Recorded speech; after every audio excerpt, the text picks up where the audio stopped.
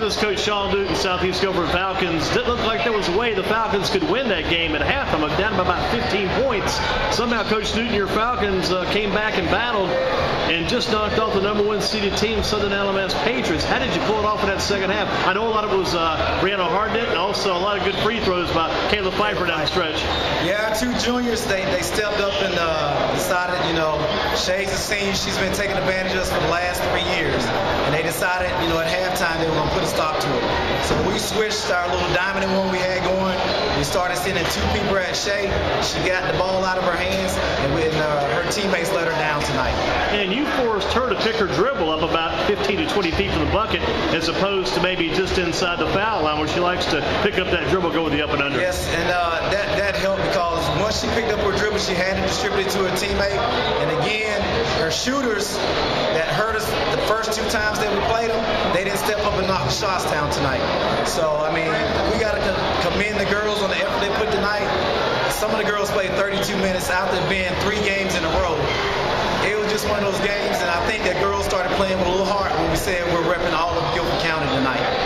It could have been one of those things, your team, when you lost Kara Shutt, you could have put it on cruise control and just kind of cruised on through the rest of the season, finished up. Your girls didn't do that. They beat some tough teams. You knocked off Paige and Dudley on back-to-back days, and now you've just beaten Southern Alamance again. Very big win for you and a good way to work this season, the way it's going here in late in the year. Yes, sir. You talk about Kara, that's 16 points a game. That is a race from what we do. That's our best outside shooter. And you take a senior that's been with us for 4 years and replace him with a sophomore who's getting limited time. The sophomore has really stepped up to become our #2 scorer. Who's that, Katie? Katie Lewis. Yes, sir. Yes. And the thing is, the team has gotten together and taken new roles where everybody's buying into, okay, this is a team effort. When you talk about Southern Alamance, you talk about Shay. When you talk about Paris, talk about Paige, you talk about Paris. When you talk about Southeast, who's our go-to? Who's our leader? You have to talk about every one of our young ladies because we're playing team basketball right now.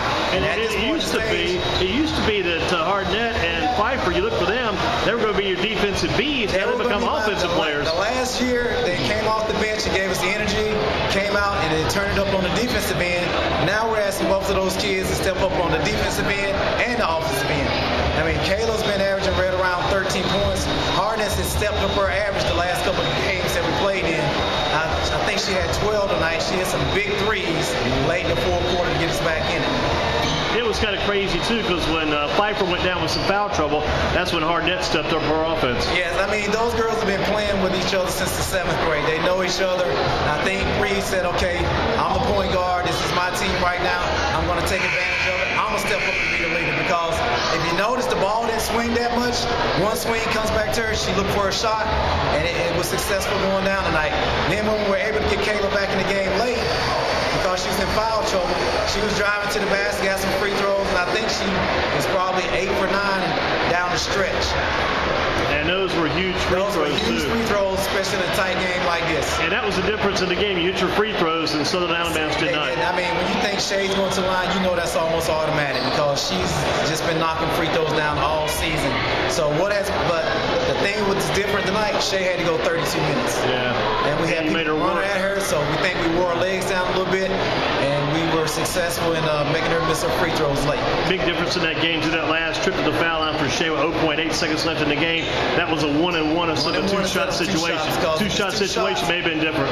Totally different because she gets a chance to get the ball, or she can take a breather knowing she's got 2, but she squeezed a little bit, bounced off the back of the rim, and again, my 5'5" guard goes up and get the biggest rebound of the night and secured the win for us. Yeah, back in the day, I think it was Al McGuire before he passed away, when he called those TV games, he'd always say anything's possible in the NCAA college basketball. You'd have to say the same thing about the Metro 4A. And that's, I was talking to the coach earlier that came in from Myers Park to scout tonight because she said, Coach, y'all snuck up on us last year.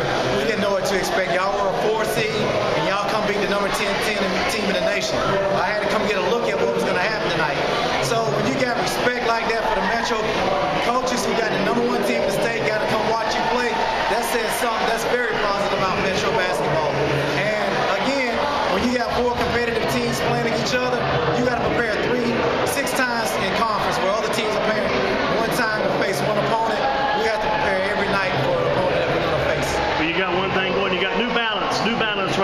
Southeast Guilford Falcon team. Coach, good job on the win. We'll see you again on Friday. Thank you. Appreciate it, Coach. And we look forward to